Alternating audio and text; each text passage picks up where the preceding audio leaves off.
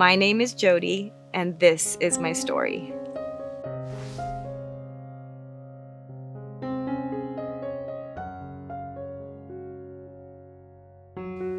It's hard to share, actually. I don't really want to share it because it's really emotional and deeply personal and hard. It's hard to share for a lot of reasons. But it does apply to this ministry, and Next Step has helped me a lot through it. So I feel called by God to share it. Many years ago, I had an abortion, and this was something that I kind of just locked away. It was a time in my life where I felt a lot of shame regarding my lifestyle and just the life I was living. Really, that was the shameful part. It brought me to a place of an unwanted pregnancy, and then I decided to have an abortion because I didn't want to deal with that. The shame was so high, I didn't really want anybody to know about what was going on in my life. And so that would have exposed everything. I was embarrassed about what I was doing, who I was running around with, even the father of the baby. And so even though I never thought I would be in a position of choosing an abortion, I did not believe in that. I didn't want it, but I wanted to get rid of the problem. I locked that abortion away deep inside, and with a lock on it in a little box somewhere stuffed deep down. Nobody really knew. The father knew, and a good friend knew, but that was it. And so I decided it's time to move on, and I did. And I'm thankful for what followed because I needed the Lord, and I knew I needed the Lord. I grew up in a Christian home. I knew all the truth.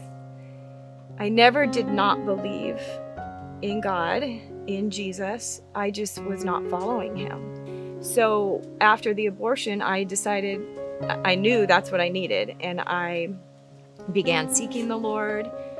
Really, I dove deep into the Lord, and I started a personal relationship with him, and I loved him very much. I saw my sin on that cross, and I understood finally what he did for me.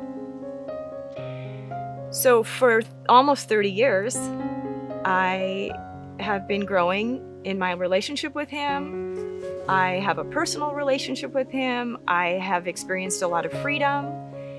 And a few times I kind of addressed the abortion, but very briefly. It wasn't until my experience with Next Step, when I went through the post-abortion recovery program, that I really addressed it. What led me to go through the abortion recovery and care program when I did was I'm volunteering for Next Step, and so it just was a nudge that the Lord kept giving me, and I've heard other people's stories that have gone through it, and just hear about the healing. It had been close to 30 years, and I still had not talked to anybody, hardly anybody, about my secret. So that's another reason it was time for me to go through the program. If the Lord has something more for me, I want it. He's unlimited in all his ways. So even though I felt like I had freedom in Christ and I felt forgiven by him, the depth of what I now feel is much, much deeper. I have so much more freedom. I have so much more joy. I have such a deeper understanding of him and what his promises mean.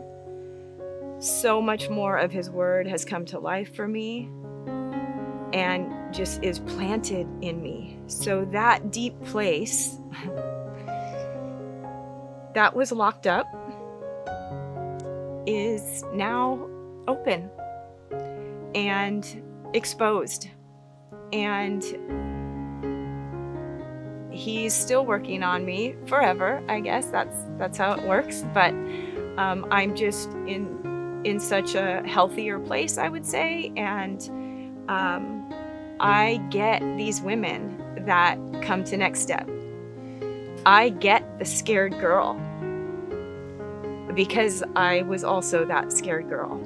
I get the woman in shame that has the abortion because that was me. I have so much freedom from going through this program. Now these are tears of joy. It's hard to sit here. I just want to jump and shout what the Lord has done in my life. And I see a lot of redemption in what he's done through my kids and grandkids and my relationships with them. I see a lot of redemption in how he's led me in ministry. And I started a nonprofit for women in prison, and I can share these things with them too. And I am now board chair of Next Step. You never know what the Lord is going to do with something in your life, even if it seems like the darkest thing. He wants to turn it around.